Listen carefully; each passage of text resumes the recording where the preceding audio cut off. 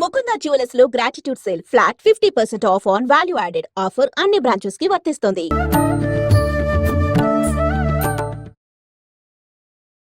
నమస్కారం, welcome to I dream. ధర్మ మార్గం విత్ విజిత కార్యక్రమానికి స్వాగతం. అయితే మనకు అతి త్వరలోనే ఉగాది రాబోతుంది. మనందరము కూడా నమ్ముతుంటాము, తెలుగు వారందరము కూడా మనకు ఉగాది మరుసటి రోజు నుంచే మనకు కొత్త సంవత్సరం, నూతన సంవత్సరం అనేది ప్రారంభమవుతుంది అని చెప్పి. అయితే గత సంవత్సరము క్రోధినామ సంవత్సరము అని చెప్పి మనం విన్నాము, మాట్లాడుకున్నాము. దానికి సంబంధించిన ఇబ్బందులు ఎలా ఉండబోతున్నాయి అనే విషయాలు ఆ పేరులోనే ఉంది అని చెప్పి మనం చాలా భయపడ్డాము. అలాంటివన్నీ కూడా చవి చూడడం అనేది జరిగింది. అయితే ఇప్పుడు రాబోతున్న ఉగాదికి మనకు రాబోతున్న తెలుగు నూతన సంవత్సరము శ్రీ విశ్వవసునామ సంవత్సరము. మరి ఈ సంవత్సరం ఎలా ఉండబోతోంది? మనం క్రోధి అని విన్నప్పుడు క్రోధి అనగానే కోపము అని చెప్పి పేరులో కొంతవరకు మనం అర్థం చేసుకోగలిగాము. అది వాస్తవమా అని అవాస్తవమా అని. కానీ విశ్వవసునామ సంవత్సరము అంటే మనకు అంతు చిక్కని విధంగా అయితే ఉంది. అసలు ఏంటి విశ్వవసునామ సంవత్సరం ఎలా ఉండబోతోంది? మనకు గత సంవత్సరంతో పోలిస్తే ఈ సంవత్సరం ఎటువంటి ఇబ్బందులు ఉండబోతున్నాయి, ఎటువంటి మంచి ఫలితాలు ఉండబోతున్నాయి? మామూలుగా ఉగాది అనగానే పంచాంగ శ్రవణం, నిజంగా ఉగాది అనగానే షడ్రుచుల కలయిక, నవనాయకుల ఫలితాలు, ఇలాంటివన్నీ కూడా మనం మైండ్లో కదలాడుతూనే ఉంటాయి, మెదలాడుతూనే ఉంటాయి. వీటన్నిటి గురించి క్లుప్తంగా తెలుసుకునేదాకా మనందరికీ కూడా అసలు నిద్రే పట్టదని చెప్పాలి. అయితే వీటన్నిటి గురించి తెలియజేయాలి అనంటే వాటన్నిటిపైన మంచి అవగాహన ఉన్న వ్యక్తి అయితే బాగుంటుంది అనిపించింది. అందుకే ఇప్పుడు నేను ఒక మంచి వ్యక్తిని మీ ముందుకు తీసుకురాబోతున్నాను ఈ విషయాల గురించి చర్చించడానికి. ప్రస్తుతం నాతో పాటు ఉన్నారు ప్రముఖ ఆధ్యాత్మికవేత్త, పంచాంగకర్త.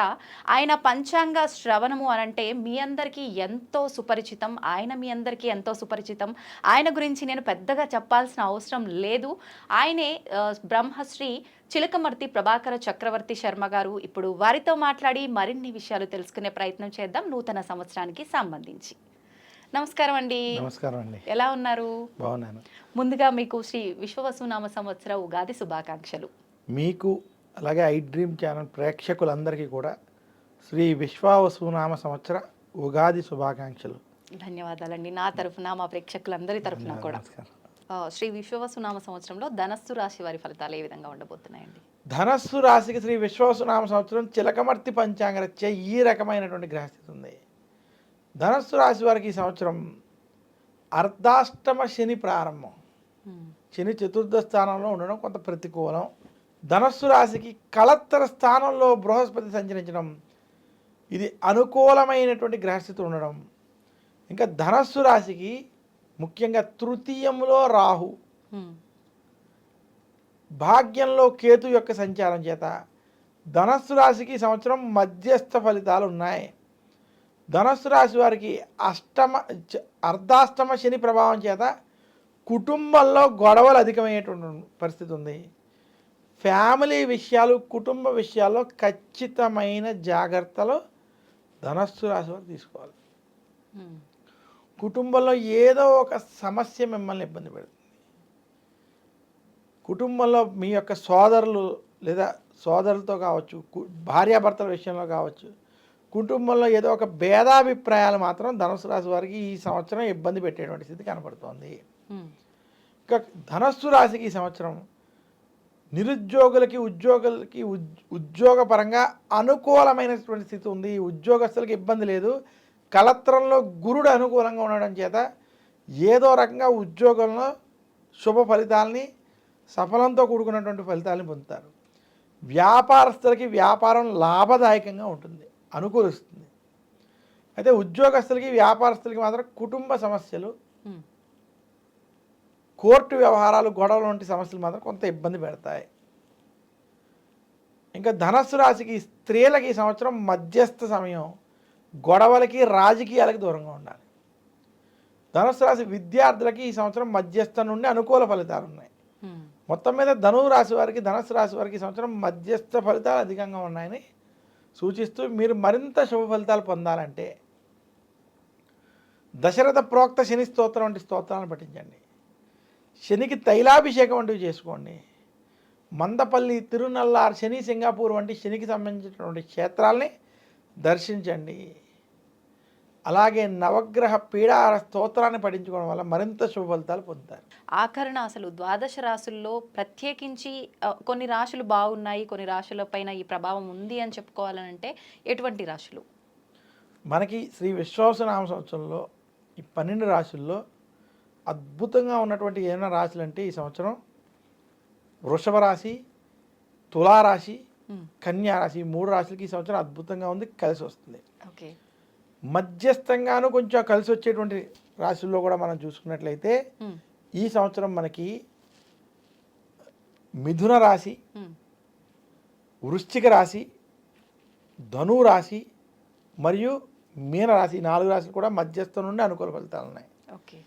మిగిలిన రాశులకి కొంచెం చెడు ఫలితాలు, జాగ్రత్తలు తీసుకోవాల్సినటువంటి ఫలితాలు ఉన్నాయి. ముఖ్యంగా మేషరాశి వారు, అలాగే మనకి కర్కాటక సింహరాశి వారు జాగ్రత్తలు కొంచెం ఎక్కువ తీసుకోవాలి. మకర రాశి వారు కూడా కొంచెం మధ్యస్థంగా ఉంది, వారు కూడా జాగ్రత్తలు తీసుకోవడం వల్ల ఓకే కలిసి వస్తుందని సూచిస్తున్నాను. సంతోషం అండి. అయితే ఒక చిన్న సందేహం, మామూలుగా రాశి ఫలాలు విన్నప్పుడు చాలామంది స్టార్టింగ్లో మనం మాట్లాడుకున్నట్టుగా కూడా పేరును బట్టి చూసుకునే వాళ్ళే ఎక్కువగా ఉంటారు. అయితే పేరును బట్టి చూసుకున్న వాళ్ళకి ఇది 100% మాత్రం వర్తించదు, అది వాళ్ళ వ్యక్తిగతాన్ని బట్టి ఉంటుందంటారు కదా, దీన్ని ఎవరు ఎంతవరకు తీసుకోవచ్చు అంటారు? చూడండి, ముఖ్యంగా ప్రతి వ్యక్తికి తన జాతక చక్రం చాలా ముఖ్యమైనది. అంటే జాతక చక్రం అంటే అతను పుట్టిన డేట్ ఆఫ్ బర్త్, టైము, ఈ రెండిటితో ఏ నక్షత్రం ఏ రాశి వచ్చిందో అది చాలా ముఖ్యం. కొన్ని సందర్భాలు ఎవరి దగ్గరైనా నేను పుట్టిన సమయం లేకపోతే కనీసం డేట్ ఆఫ్ బర్త్తో ఆ రాశిని తీసేటువంటి ప్రయత్నం 100కు ఒక 80% అన్న విషయాల్లో చెయ్యొచ్చు. ఒక 20% అది కూడా చేయలేం, పాదాల భేదాలు రావచ్చు ఏదైనా.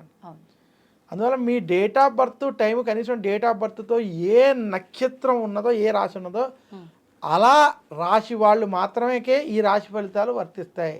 ఓకే.